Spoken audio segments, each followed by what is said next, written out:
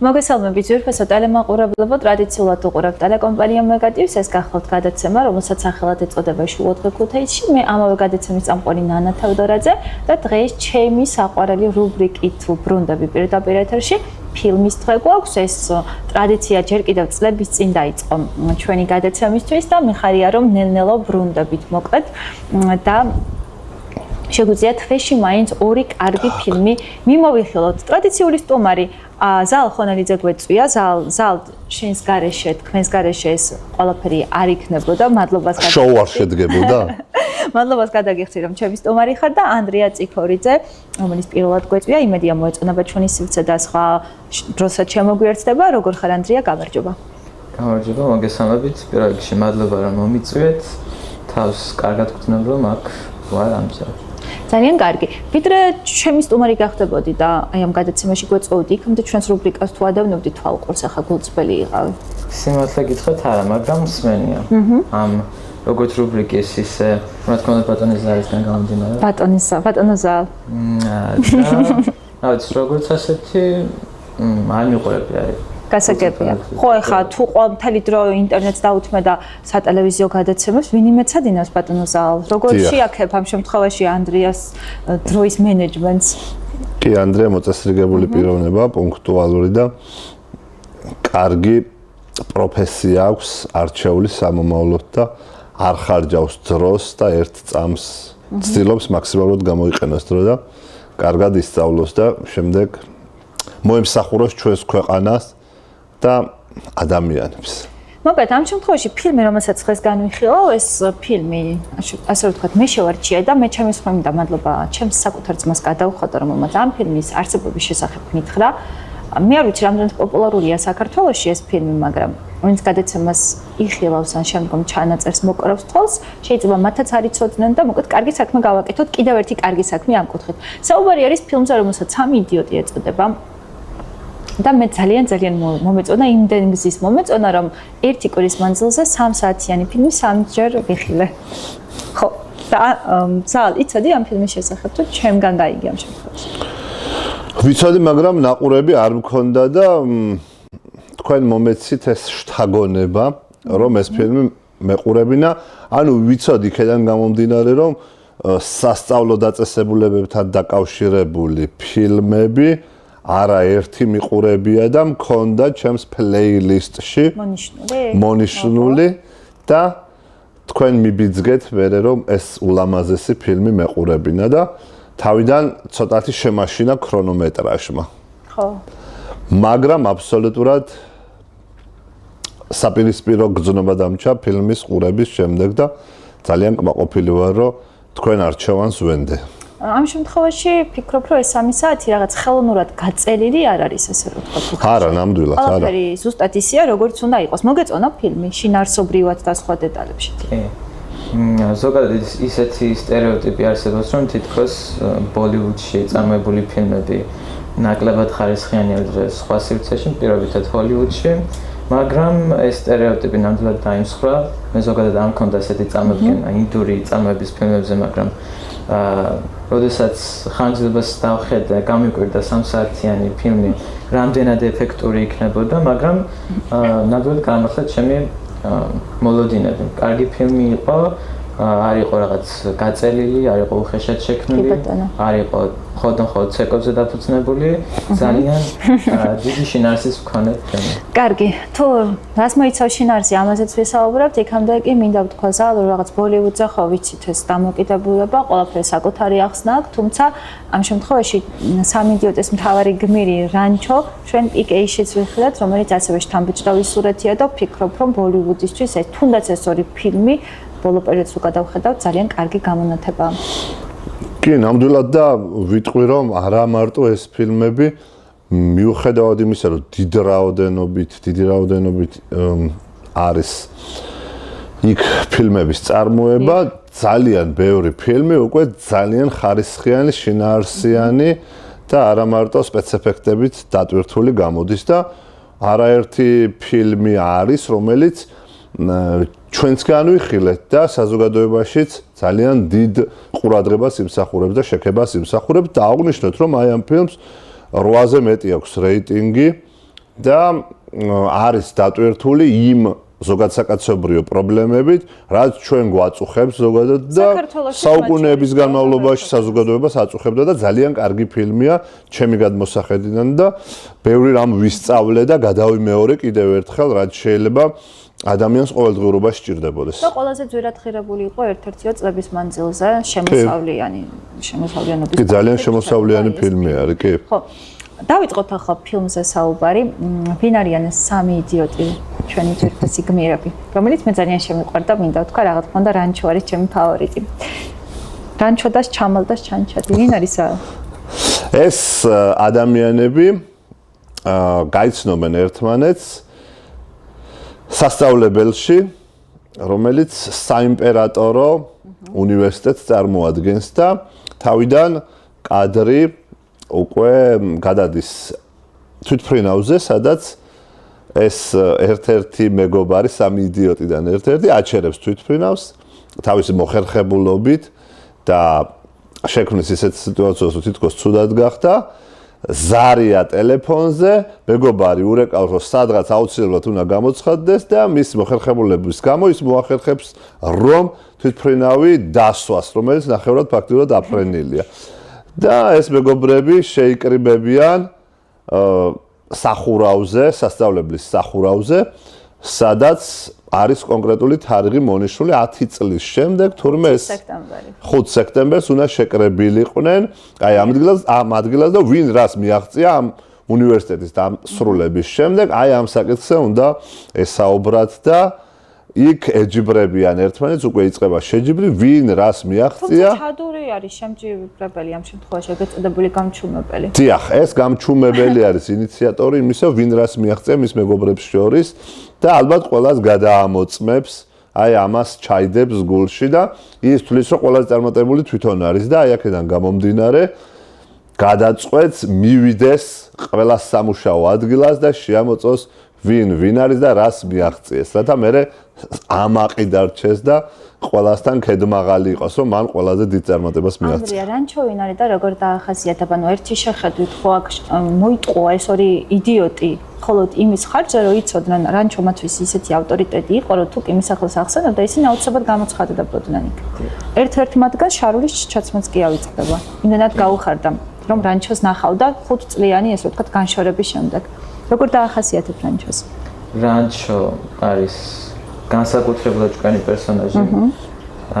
ის ფაქტობრივად ყველაფერს აკეთებს თავისი გზით, და ის უნიკალური პიროვნება და ხშირად სასწავლებელში ჰქონდა პრობლემა, იმიტომ რომ ყოველთვის ჰქონდა იმის პროტესტი, რომ ის სწავლების მეთოდიკა, რაც იმ უნივერსიტეტში იყო, წარმოადგენდა დიდ პრობლემას, იყო ძველებური და ამიტომ ყოველთვის უწევდა ჩხუბი როგორც უნივერსიტეტის მმართველებთან, ისე უშუალოდ დირექტორთან და უდავოდ განსაკუთრებული უნიკალური პიროვნება.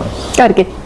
გადავიდეთ ამ შემთხვევაში სკოლის დირექტორზე, ვირუსზე, რომელიც ასე ვთქვათ, ისეთი ადამიანი იყო, რომ ვერ იტანდა თუ კი ვინმე ველოსიპედის კადრია თუ კი გადაუსწრებდა, ეს ყველაფერიც კი თრგუნავდა და საინტერესო მეთოდები აქვს. მე ძალიან მომწონს ეს პერსონაჟი იმ უარყოფით მხარეებს თუ არ ჩავთვლით, რომელიც მას აქვს. ალბათ ფილმის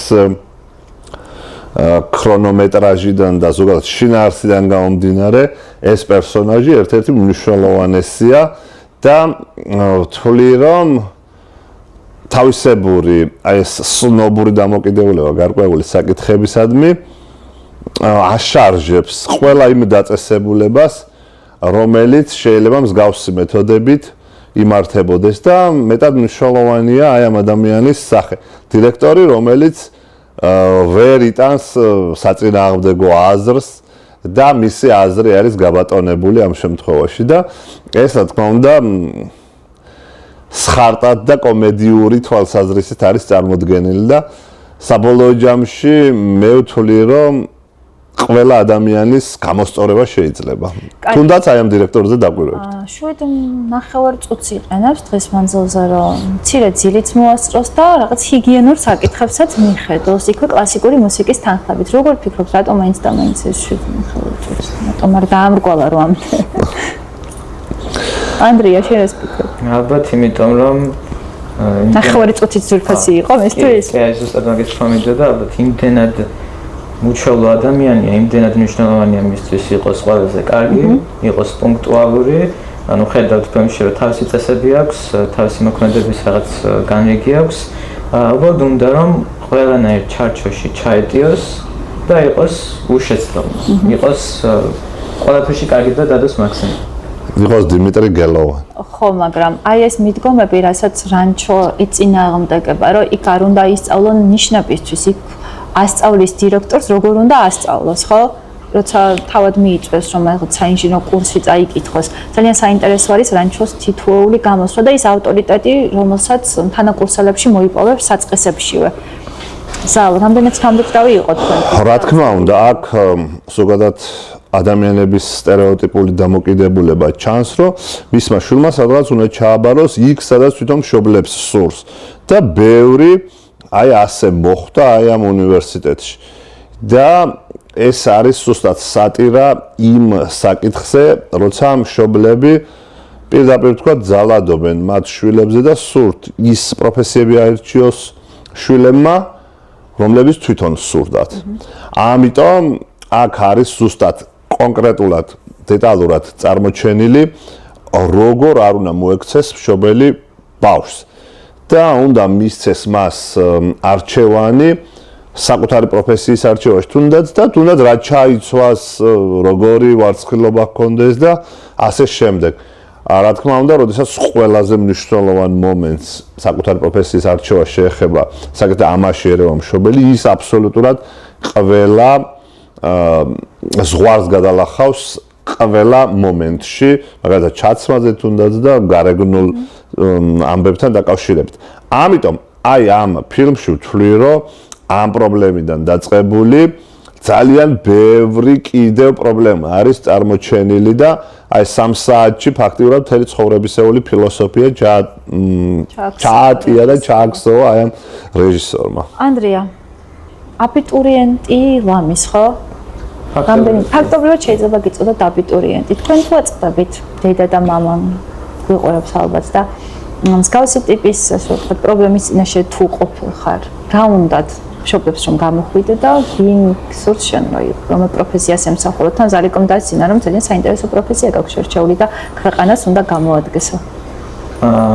რაღაც ხელ გავლენა აქვს რა თქმა უნდა, მაგრამ არა ისე რომ დამაძალონ, ან რაღაც ძლიერი ეფექტი იქონიოს იმაზე, რომ მე მინდოდეს კონკრეტული პროფესია და მშობლების გამო, მშობლების დაჟინებული მოთხოვნით ან მუქარით საერთოდაც გადავთქვა ჩემი პირადი გეგმები, აზრები, სურვილები და ვაუჩე სხვა პროფესია ასე არ არის ჩემს სიტუაციაში საბედნიეროდ. გაგიმარცხოთ ანუ. დიახ.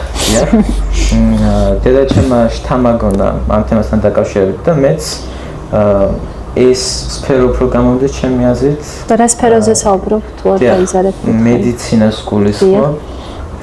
მაგრამ რა თქმა უნდა, მიზიდო სხვა პროფესიების, სხვა სფეროები ჯერ ყველაფერი წინ არის, უბრალოდ იმას გავასვამ ხაზს, რომ ჩემს შემთხვევაში მშობლებს არ აქვს ნეგატიური გავლენა. პირიქით, შენ მხარდამჭერები არიან მაქსიმალურად. მხარდამჭერები არიან ამ სიტუაციაში. ძალიან მნიშვნელოვანია და მადლობა უნდა გადაუხადოთ თქვენ მშობლებს და ყველა იმ მშობელს, რომელიც შვილის გადაწყვეტილებას პატივს ცემს. ამ შემთხვევაში ფარანი გამონაკლისი იყო. ფოტოგრაფია უყვარდა, არაჩვეულებრივ ფოტოებს იღებდა, თუმცა მამამ დაბადებისთანავე განუსაზღვრა, რომ ის ინჟინერი უნდა გამოსულიყო.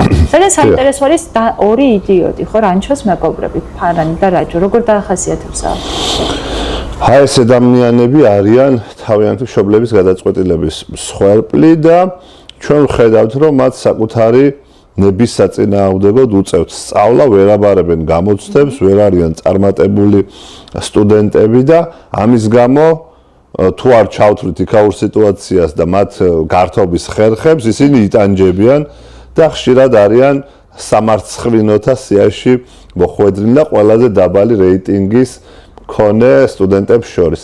ამიტომ ვთვლი, რომ აი ეს ადამიანები ნათელი მაგალითია იმ ძალადობის, რასაც მშობლები ახორციელებენ ხოლმე. მაგრამ მე ვფიქრობ, რომ ჩვენს ქვეყანაში ნელ-ნელა უკვე შეიცვალა ეს დამოკიდებულება, როდესაც ყველას აბსოლუტურად უნდა ჩაებარებინა უმაღლეს სასწავლებელში ან რაიმე კონკრეტულ ფაკულტეტზე უნდა მოხვედრილიყო და უფრო მეტი თავისუფლება გაცილებით, ვიდრე მაგალითად 30-40 წლის წინ იყო და აი ყველა აუცილებლად უნდა მოხვედრილიყო უმაღლეს სასწავლებელში. დღეს ბევრი ადამიანი პროფესიას ირჩევს, ისევე როგორც ჩვენმა ორმა იდიოტმა ბრჭყალებში გადაწყვიტა, რომ საკუთარი საქმე აერჩიათ, ის რაც ყველაზე კარგად გამოსდიოდათ და არ არის აუცილებელი, რომ ყველა ადამიანმა, ვისაც სურვილი არ აქვს, მით უმეტეს უმაღლესი სასწავლებელი დაასრულოს. იქ არის ყველაზე მნიშვნელოვანი, რომ ეს ადამიანები არიან მეგობრულები, მათ იციან სხვა ადამიანების პატივისცემა, არიან კეთილშობილი ადამიანები და დანარჩენი უკვე პროფესიონალიზმის საკითხია, ვინ როგორ ფოტოს გადაიღებს და ვინ როგორ სახს ააგებს და ვინ როგორი ინჟინერი იქნება. თუმცა მათ გავუმართლოთ ალბათ დამეთანხმება ანდრიაც, რომ რანჩო მოუვლინათ მხსნელად, რომელმაც გამბედაობა შესძინა, რომ ებრძოლათ საკუთარი სურვილებისთვის. ხო, აი ამ სამი ადამიანის მეგობრობას როგორ ხედავთ თქვენ? რომელიც ეტაპობრივად ყალიბდება. რა თქმა უნდა, ეტაპობრივად ყალიბდება, იმიტომ რომ თავდაპირველად სხვა ოთახებში არიან, სხვა სივრცეში არიან, ნელ-ნელა უახლოვდებიან ერთმანეთს, მაგრამ თავიდანვე რანჩო დასი ხდება მათი მისაბაძი პიროვნება, იმიტომ რომ ის იყო თავიდანვე უჭკვიანესი, ყოველ გამოცდაზე იყო პირველი სიაში და ყოველთვის იყო გამბედავი.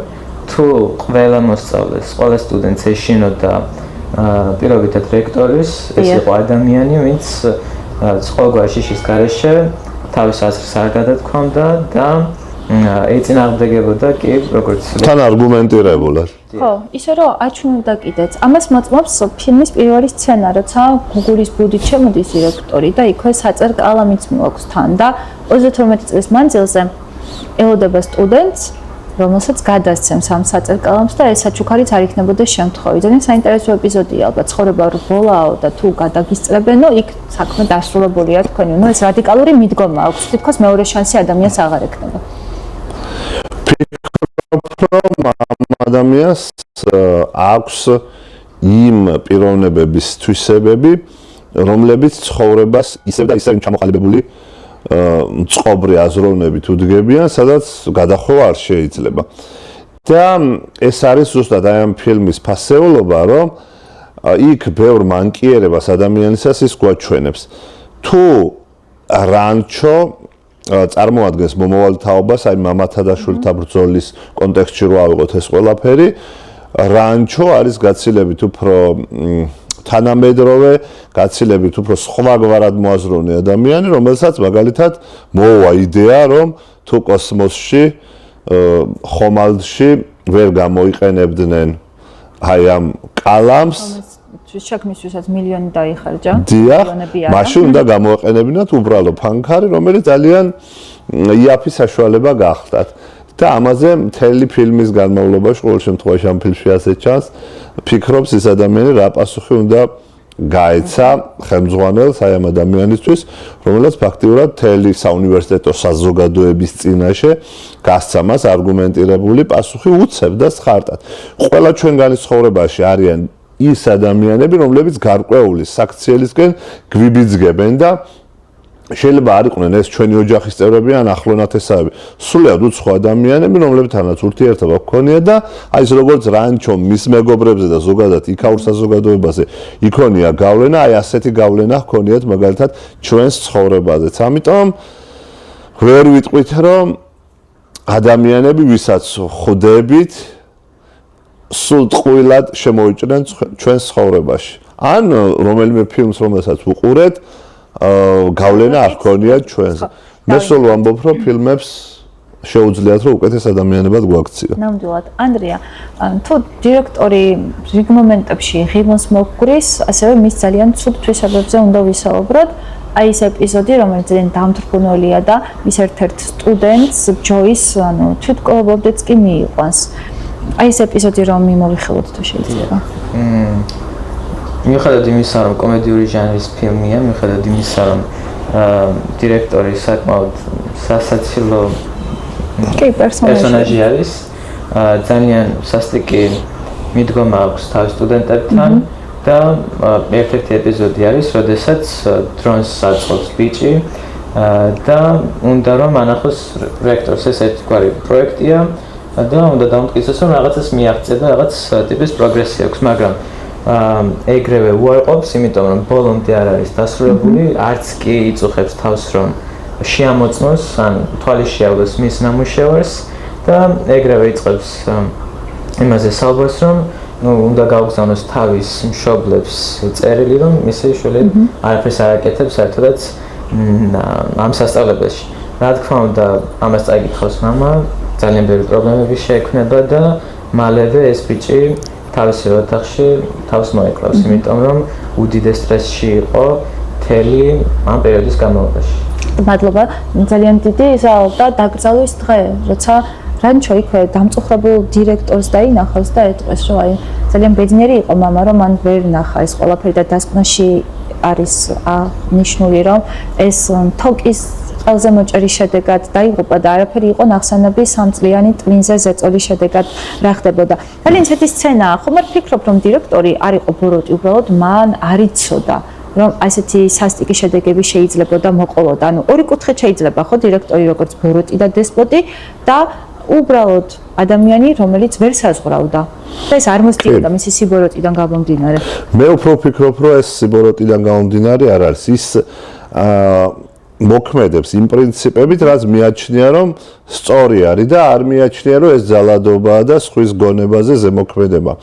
ამიტომ ვფიქრობ, რომ აი ასეთ ადამიანებს რომ ჰქონდეთ დაფიქრების საშუალება და აი ამ თვითშეგნების ამაღლების საშუალება, ისინი მსგავს რაიმეს არ გააკეთებდნენ. მე მაინც მიმაჩნია, რომ ეს ბოროტების ნაცვლად უფრო შეგნების ქონის ნაკლებობა არის, რადგან როცა შენ იცი, რომ ამით დიდ ზემოქმედებას ახდენ სხვა ადამიანის ფსიქოლოგიაზე, ეგ არ უნდა გააკეთო, მაგრამ როცა ამას აკეთებ იმ მოტივით, რომ შენ გონია სიკეთეს უკეთებ, ეგ კიდე სხვა მომენტია და რთულად მოსაძებნია თუნდაც გამამტყუნებელი არგუმენტი, მაგრამ საბოლოო ჯამში ეს არ შეიძლება, რა სახითაც არ უნდა ხდებოდეს ეს, თუნდაც სიკეთის სახელით და გამიზნვის გარეშე.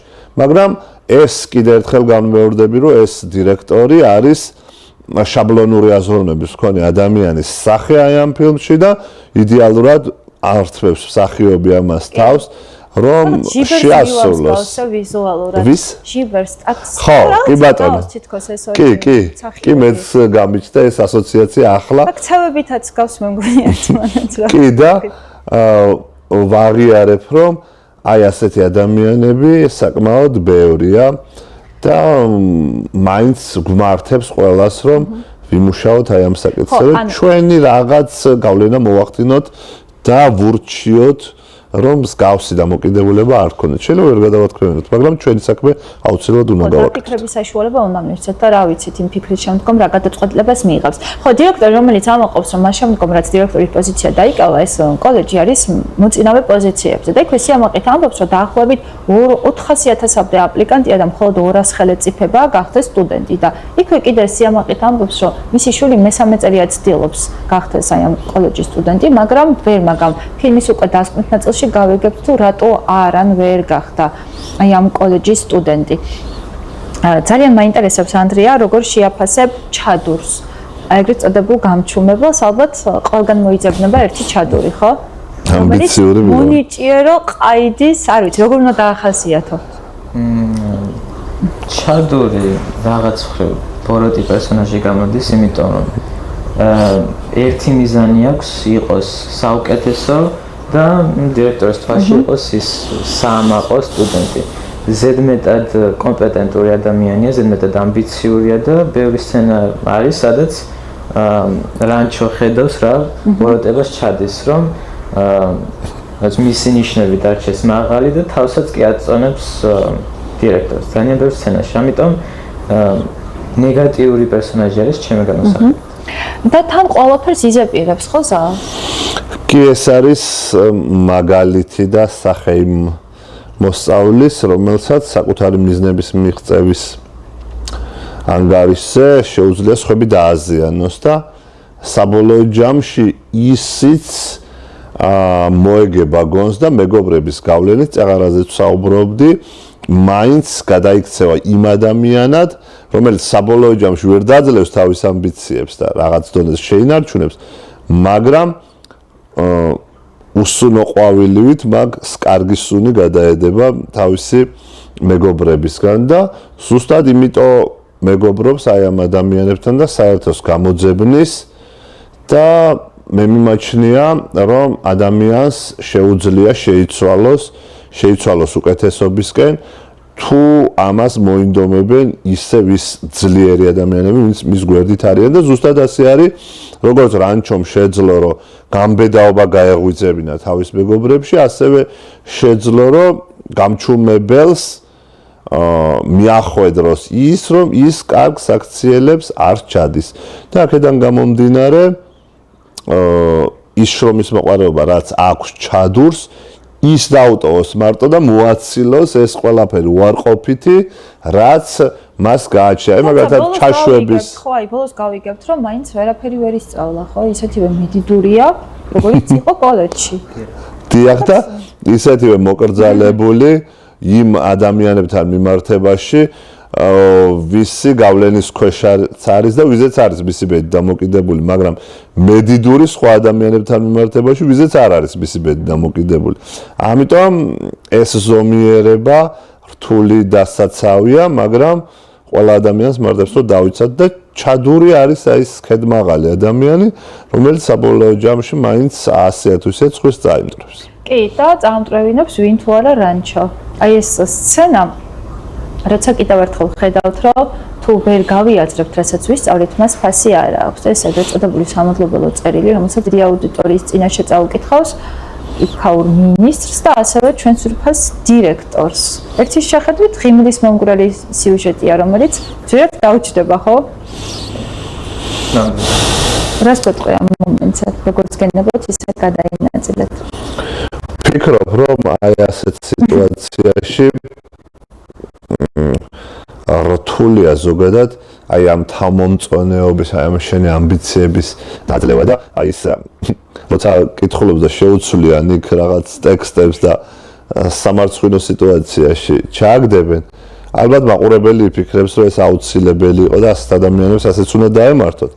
მაგრამ მაინც აი ეს ფილმი გვასწავლის ჭკუას, რომ ზედმეტ გადამეტებული არ შექება არც ამბიცია არ ვარგა და მიხარია რომ აი ასეთ ფილმებს იღებენ ზოგადად აი ამ პერიოდშიც და ისევ ადამიანურ მომენტებს და ისევ იმ კონკრეტულ ადგილებს უბრუნდებიან რეჟისორები, თუნდაც ინდოელი რეჟისორები და აი ამ ადამიანურ მომენტებზე აკეთებენ აქცენტს.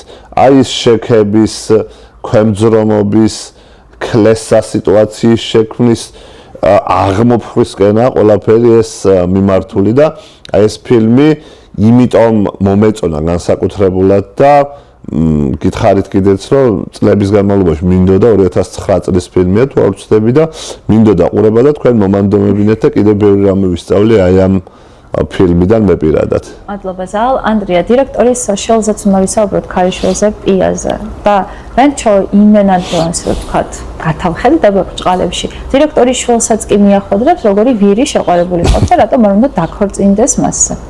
დიახ. როგორ დაახასიათებთ დირექტორის შვილს? დირექტორის შვილი ნამდვილად განსხვავდება მამამისისგან, ის ბევრად უფრო კულტფილი პიროვნება. თავიდან ამას ვერ ხედავთ, იმიტომ რომ თავიდან თითქოს ისეთი შტაბეჭდილება გრჩება, რომ დიდარი მამის, დიდარი ქალიშვილია, ვერ გრძნობთ ისეთ ემოციებს მისი გამოჩენითანვე, მაგრამ ნელ-ნელა რანჩოდასი შეაყვარებს საკუთარ თავს, თავდაპირველად ეუბნება რაოდენ ცუდი არის მისი სიძე, ანუ ის ადამიანი, ეს ბატონი, რომელიც იყო მდიდარი და ხედავთ, რომ ხოდახოდ ფულზე არის დაინტერესებული. და რანჩოდასი ცდილობს გააფრთხილოს პია, რომ იმ ადამიანს უფრო მეტად ძვირადღირებული რაღაცები, მატერიალური საგნები აინტერესებს, ვიდრე მისი მეუღლე. გასაგებია. ზალ, გადავიდეთ ახლა ფილმის შემდგომ უფრო რაღაც შუა ნაწილში, საათნახევარი ჩამოვიტოვოთ. მილიმეტრზე რას გვეტყვის? აი ადამიანი ადამიანი, რომელიც ყველა საქმეში აბსოლუტურად გათვითცნობიერებული, კომპეტენტური, ყველას ეუბნება რა როგორ უნდა გააკეთოს, რანაირად და ამაზე მახსენდება აი ცისფერი მთები, აი ადამიანი, რომელიც მუშაკი, რომელსაც დააქვს ეს კიბე. და აბსოლუტურად ყველაფერი იცის, როგორ რა უნდა გააკეთოს, მაგრამ საბოლოო ჯამში მაინც ყველაზე არის დაქვემდებარებული. თუმცა ფილმის ბოლოსკენ გავიგებთ, რომ ის მილიმეტრი უკვე სანტიმეტრი გახდა და საინტერესო პერსონაჟია ზოგადად და ანდრიას სიტყვებს დავამატებ, რომ განსაკუთრებულად კიდევ ერთი მანკიერება, რაც აქ ორი მანკიერება, მოდი ასე ვთქვათ, არის წარმოჩენილი აი ფილმში, აი პიასა და მისი შეყვარებულის ურთიერთობა, როცა საათზე მიანიშნებს, რომ იაფასიანი საათი უკეთია და ეს არ ეკადრება მის შეყვარებულს და ასე შემდეგ. ეს საკითხი, რა თქმა უნდა, სიყვარულში ნელ-ნელა გამორიცხავს, გამოდევნის, თუ ოდნავ რაიმე წილი იყო ადამიანების ურთიერთობაში სიყვარულის და ეს აგებულია რაღაც ქონებრივ თემატიკაზე და ვის უფრო მეტი აქვს და ასე შემდეგ და ასეთი სიყვარული ოჯახებსაც ვერ დავარქვევთ ალბათ განწირულია მარცხისთვის და მეორე როცა სანტიმეტრი ობოდიში მილიმეტრი ჯერ მილიმეტრი და შემდეგ უკვე სანტიმეტრი ცდილობს რომ ყველას რაღაცნაირად მოემსახუროს დააყენოს სწორ გზაზე და თვითონ ყველაფერი იცის, სხვებს ასწავლის, მაგრამ თვითონ ვერ აღწევს წარმატებას.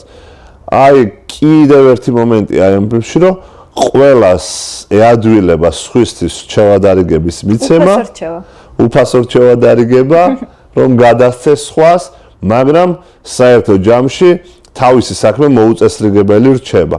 ანუ სხვის საქმეში ბრძენიაო, ზუსტად აი ამ მომენტს იმეორებს და კიდევ ერთხელ აღნიშნავ, რომ ისეთი ბუკეტი არის ამ ფილმში წარმოდგენილი ადამიანის მანკიერებების, რომ ბევრ კარგ ფილმს შევადარებდი მას. კარგი, ერთ-ერთი საკონცერტო ეპიზოდი, როცა კიბეზე სხედან და მოკლედ რანჩოს დასცინია, რომ დირექტორის ქალიშვილი უყვარს და ვერ გაუბედავს და იქ შემდგომ დადებენ პირობას, რომ თუ კი გამოუწყდება სიყვარულში, დანარჩენი ორი იდიოტიც ყველაფერს გააკეთებს, რომ ერთი გასაუბრებაზე წავა და მეორე ოჯახში განაცხადებს, რომ მას ფოტოგრაფობა სურს და არანაირად არ უსურს, რომ ინჟინერი გამოვიდეს.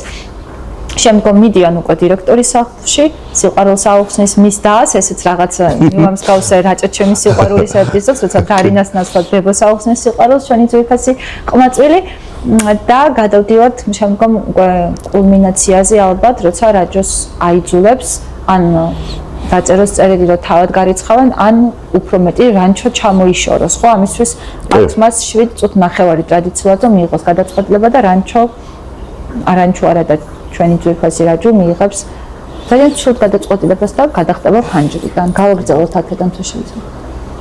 ძალიან რთული ეპიზოდია. აქ კიდევ ხვდებით, რაოდენ მნიშვნელოვანია აი ამ სამი ადამიანის მეგობრობა ერთმანეთისთვის და ერთმანეთის მეგობრობის შენარჩუნებისთვის ყველაფერს იკადრებენ, ყველაფერზე წავნიან და მათ შორის იყო რაჯო. ან შეეძლოთ საკუთარი თავი გადაერჩინა და პირობითად სხვა მეგობარი გაეძევებინა სასწავლებლიდან, მაგრამ ეს არ გააკეთა, არ ვიცი რაოდენ გასამართლებელი, ანუ თვითონ გადახტა ფანჯრიდან და სიკვდილსაც გადაურჩა. რაც არის ძალიან დიდ გამბედაობას მოითხოვს. კი ბატონო, მაგრამ მეგობრობა სწორედ ეს არის, ხო? უპირობო სიყვარული და ვერ გააკეთა არჩევანი საშინელ საკუთარი სიცოცხლის ხო, ჩემი საყვარელი ეპიზოდი მინდა გითხრათ, როცა ეს ნაბახუსავი გამოცდაზე გავლენ და იქ გამოცდაზე ეკითხებიან, ხო? თუ იციო მე ვინა ვარო, ზარიკო. არიცის და შემდგომ უკეთ კი. ძალიან საყვარელი ეს მომენტი არის, როცა კიდევ თქვენ წინამდე გამოიყენონ იგივე მომენტი. ხო, აი თუ ასეთ რაიმეს მოიფიქრებს ადამიანი, მე დიდ პატივს ვცემ მოხერხებულობას და სპეციალურად აურიეს ეს ნაშრომები ერთმანეთში, რომ დაბალი ქულები დაეფარათ. და სწორედ ეს არის ალბათ ადამიანის ის თვისება, რაც გამოარჩევს სხვებისგან, ხო?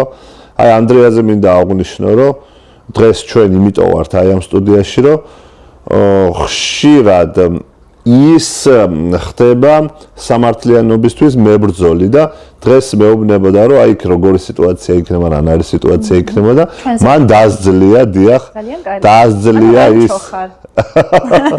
დაძლია ის თუნდაც ის სიმორცხვე და მოიკრიბა გამბედაობა და ის არის გამბედავი ადამიანი და მე მინდა რომ სულ ვამბობ რომ მომავალ თაობაშია ჩვენი ხსნა და ის ადამიანები რომლებსაც არაფერი არ დაუშავებიათ სხვებისთვის თუნდაც რანჩოს და მის მეგობრებს აურიეს ის ნაშრომები და შეიძლება აი ამ ცუდმა ქულამ რომელიც შეიძლება მიიღოთ მათ ცხოვრებაზე დაღი დაესვა და მათ მოხერხებას ვცემ პატივს და მინდა აღვნიშნო მომავალ თაობასთან დაკავშირებით რომ ვინც სიკეთეს აკეთებს და ემსახურება ჩვენს ქვეყანას და საზოგადოებას მინდა რომ წარმატებულები იყვნენ და ნებისმიერი მოხერხებული საქციელი მათი რაც სხვა ზიანს არ მოუტანს დაფასებულ იქნას. მადლობა. ასევე ძალიან ისეთი გრძნობიარე მომენტია პიას და მამის საუბარი დირექტორის, როცა პია ეტყვის, რომ შვილმა რომელიც დაღუპული ყავს დირექტორს, სწორედ მამის ეწოლის გამო მიიღო ეს გადაწყვეტილება, რომ მამა მას არასდროს არ უსმენდა. ანუ როგორი მამაც იყო, დირექტორიც ისეთია, შეიძლება ასე უხეშად ვთქვათ, ანდრია. ასე უხეშად. ხო, არ ვიცი, შეიძლება მე ვარ უხეში მაპატიას. არა, ვირუსმა, მაგრამ არ ვიცი. როგორი ცუდი, ჭყალებს, როგორი ცუდი მამაც იყო, აგრეთვე ისეთი ბოროტი და ცუდი ხასიათის მქონე, გაუტეხავი ხასიათის მქონე დირექტორი იყო. რა შეცდომაც დაუშვა თავის შვილთან, ანალოგიური მოხდა იმ ერთ-ერთ მოსწავლესთან, დიახ. და თვითონაც კი არ იცოდა როგორ გარდაიცვალა, თავიდან იცოდა რომ თვითმკვლელობა იყო, მაგრამ აი პია ეუბნება, რეალურად რატომ გარდაიცვალა. არც კი იცოდა რა იყო რეალური მიზეზი, იმდენად იყო თავის თავში დარწმუნებული, რომ მისი შვილი აუცილებლად გახდებოდა ინჟინერი და არა სხვა პროფესია. ის ბავშვიც, ის სტუდენტიც შეეწერა სწორედ მამის ასეთ ბრუტალურობას და ყურადღების არ მიქცევს. მადლობა. ზალ, მოკლედ, ისე მოხერხდება რანჩო იმდენს გააკეთებს და იმდენს იშრომებს, რომ პირველ პოზიციაზე დაასრულას მოკლედ. საფეხბურთო ენაზე თუ ვიწყოთ, სატურნი როცხოში პირველ პოზიციაზეა, კალამსაც დაიმსახურებს და შემდგომ უკვე გადავდივართ ფილმის სხვა წელზე, როცა რანჩოს ვეღარ პოულობენ ეს ჩვენი მეგობრები. კი, აი აქ საინტერესო არის ერთი ფრაზა კიდევ აი როცა გვიხარიაო აი გული გწყდებაო რომ ადამიანმა წარმატებას ვერ მიაღწიაო მაგრამ თუ ძალიან დიდ წარმატებას მიაღწია ამაზეც გული გწყდებაო ანუ ჯერ ვერ აღმოაჩინეს სიაში რანჩო ხო და ეგონაც რომ სადღაც შუა პოზიციაზე იქნებოდა ან ხო დაბლა ეძებდნენ და მე აღმოაჩინეს რომ საბოლოო ჯამში პირველ პოზიციას იკავებდა ის და მეგობრებსაც კიდე ერთი მანკიერება აღმოვაჩინოთ მოდით მეგობრებსაც აქვს ეს შურის მომენტი თეთრი და ვარქვათ წითელი თუ შავი ამას არსებითი მნიშვნელობა არ აქვს ეს სიტუაციიდან გამოსაძრომად არის მოფიქრებული ეს ფრაზა თეთრი შური არ არსებობს რა თქმა უნდა შურია და ზუსტად ეს ჩანს იქ რომ არ გაეხარდათ მათი უახლოეს მეგობრის წარმატება და აი აქ ძებნის დროსაც გამჩუმებელი ამბობს რომ ის უბრალო მასწავლებელია ბეკეკას და ადამს და ასე შემდეგ სიტყვებს ახსენებს რომ უბრალო მასწავლებელია და რათა სიამაყით ამბობს რომ კონტრაქტი უნდა გააფორმოს ადამიანთან ხო და მნიშვნელოვან ზარსელოდება ხო ვიღაც უცნობ ადამიანთან რომლის სახელ და გვარსაც აჩვენებს ახსენებს მაგრამ ჩვენ არ ვიცით ვინ არის ის ადამიანი და საბოლოო ჯამში წააწყდებიან იქ რანჩოს ძებნისას ისეთ ადამიანს რომელიც სინამდვილეში თურმე რანჩოა და ჩვენი რანჩო კიდევ სხვა პიროვნება არის და აი აქ მივდივართ იმ დასკვნამდე რომ ვიღაცას კონკრეტულ პიროვნებას არ სურდა სწავლა აი ჩვენს მთავარ პერსონაჟს ძალიან სურდა სწავლა მებაღის შვილი იყო ხო? დიახ და მებაღის შვილმა მოინდომა კარგად ესწავლა და გამოიყენა ეს მდიდარმა მამამ და თავის შვილის რეპუტაციის გამოსასწორებლად, რომელსაც არ სურდა სწავლა, გაუშვა ეს ჩვენი რანჩოდ წოდებული პიროვნება იმ უმაღლეს სასწავლებელში, რადგან თუ ამ დიდრის შვილის შესახებ საზოგადოება გაიგებდა, რომ მას სწავლა არ უნდა და ვერ სწავლობდა, მაშინ ეს მას რეპუტაციაში შეულახავდა ამ დიდარ ადამიანს. ხოდებით რომ დიპლომი არ არის რაღაც გადამწყვეტი. მასაც ქონდა დიპლომი ნამდვილ რანჩოს, მაგრამ ჩვენ ვიცით ის როგორი ინჟინერია. დიახ. ნამდვილ რანჩოს ჰქონდა ფოტოც და დიპლომიც, რომელიც ჩანაცვლებული იყო, აი ჩვენი რანჩო, სხვა რანჩოთი იყო ჩანაცვლებული, რომელსაც აღმოჩნდა. ფილმის კულმინაციაზე, როცა მილიმეტრი, სანტიმეტრი რანჩოს თავისი სამყარო აქვს, თავისი მეთოდები აქვს და მართლაც ბავშვებთან მოღვაწეობს. კი, ასაც გაიტაცებენ ქორწილიდან და მიდიან უკეთეს მეგობრები და ეს ფილმის კულმინაციაც ვფიქრობ ლამაზად არის, ასე ვთქვათ, გაკეთებული სანახაობრივად. ანდრია, როგორ მოგეწონა ფილმის დასასრული? ფილმის დასასრულიც ძალიან კარგი იყო, ის როგორც ყველა მისი კომპონენტი და ძალიან მომეწონა ის ფაქტი, რომ გამჩუმებას, ეგრეთ წოდებული გამჩუმებას რაღაც ჭკუა ასწავლეს. გააჩუმეს როგორ საბოლოოდ გააჩუმეს. კი, ზალიკო მითხარი აბა. მე ვფიქრობ, რომ აი აქ ყველაზე დიდი სიბრძნე ბოლოსკენ ჩანს, რომ ადამიანს რაც სიამოვნებს, როცა აი ამ საქმეს აკეთებს, არ აქვს მნიშვნელობა რა საქმიანობაა ეს, როცა რეალიზებული ადამიანი მაქსიმალურად, ის არის ბედნიერი. და ზუსტად ასე არის ჩვენი რანჩოდ წოდებული პიროვნებაც უკვე და ის ბედნიერია იმ საზოგადოებაში, სადაც მოღვაწეობს და რასაც აკეთებს და აი იქ პიასთან დაკავშირებით, რომელიც მივამას და ეკითხება, რომ ცოლი მოიყვანეო, არა, თუ ვისთან ერთად ხარო, ვინ გიყვარსო?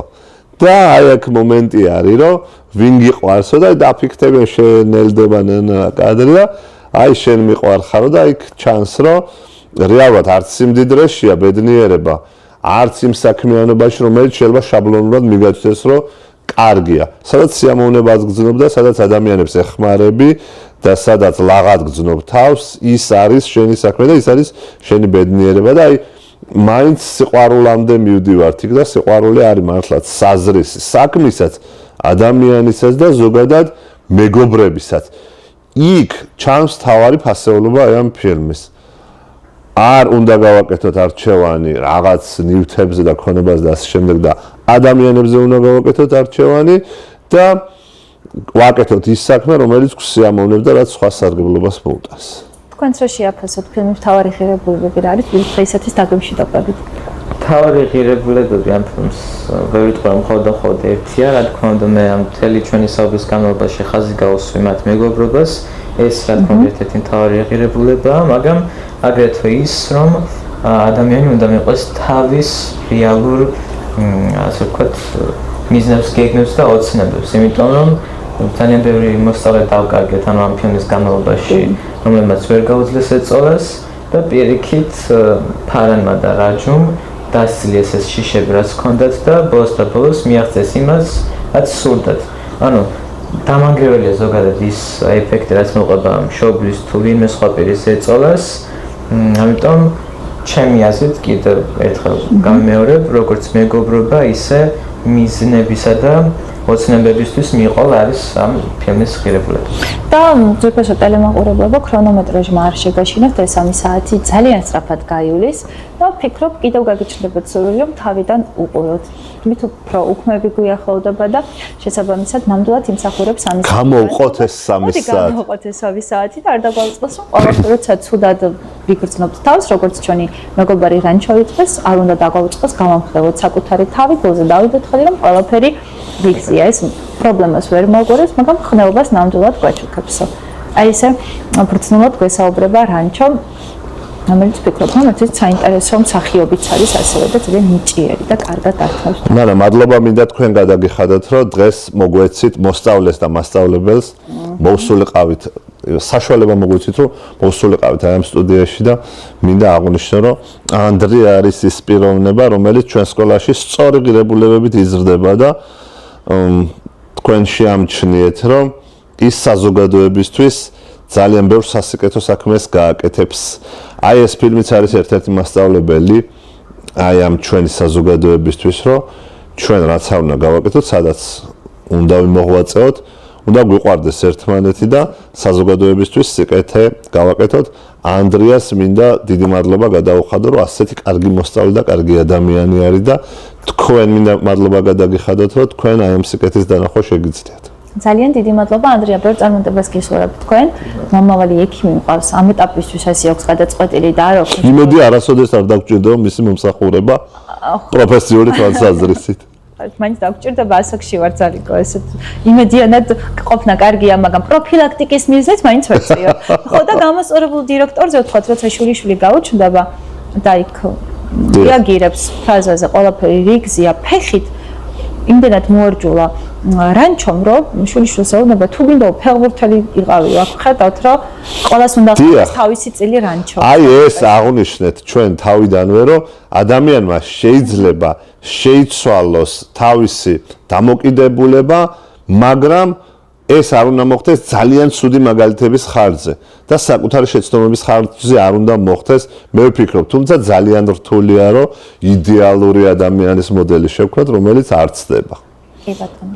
მოკეთ დღეისათვის დაგემშვიდობებით, რამდენ ეპიზოდს დავუბრუნდებით, დიალოგი შეგვიძლია გავაგრძელოთ, ასე რომ ბევრი სასაუბროა ისევ ამ ფილმზე, რაღაცები დავუტოვოთ ჩვენ სულფას ტელემაყურებლებს, თქვენ და ეს შაბათკვირა გამოიყენონ აი ამ ულამაზესი საქმისთვის. ჩვენ ერთმანეთს ისევ შევხვდებით და თუ კი შევხვდებით და ანდრიასაც ექნება სურვილი რაღაც თქმა უნდა და ხელს არ შეუშლით მოსამზადებელ პერიოდში, ისევ და ისევ გაველოდოთ პირველ. და გეტყვით, რომ როცა ანდრია მოდიოდა ტელევიზიაში სანამ წამოვიდოდა, ყველამ ვინც გაიგო, რომ ის აქ მოდიოდა, უდიდესი სურვილი გამოთქვეს, მათ შორის მისმა დამრიგებელმაც, ქალბატონმა ნანუკა კუპრეიშვილმა, რომ მეც გთხოვთ წამიყვანეთ აი ამ ულამაზეს სტუდიაში და ერთი ჩემი საყვარელი ფილმი უნდა გავაცნო საზოგადოებას, რომ ნახოთ თუ აუსრულდება ეს სურვილი. აუსრულოთ სურვილი, არ არის არანაირი პრობლემა, მოვიკითხოთ თქვენი მასწავლებლები, ყველამ ნამდვილად კარგი ადამიანები არიან და ანდრიაც აღნიშნავს ალბათ, რომ თავისუფალი აზროვნების კუთხით მაქსიმალური გასახანი აქვს მოსწავლეებს, რომ რასაც თვითონ გადაწყვეტენ, ხარდამჭერები იყვნენ მასწავლებლები. ძალიან კარგია, მინდა ესეთი მნიშვნელოვნად თავისუფალი და ჟანგბადით სავსე გარემოქმედეს ყველას მოსწავლეებს, მასწავლებლებს, ჟურნალისტს, წამყვას და არ აქვს მნიშვნელობა ადამიანს რომელ პროფესიაში არის და ყველას ვუსურვოთ ასევე, რომ ვიდრე პროფესიას გადაწყვეტენ, ამან თუ იმს რომელს იმსახურონ, კარგად უნდა დაფიქრდნენ.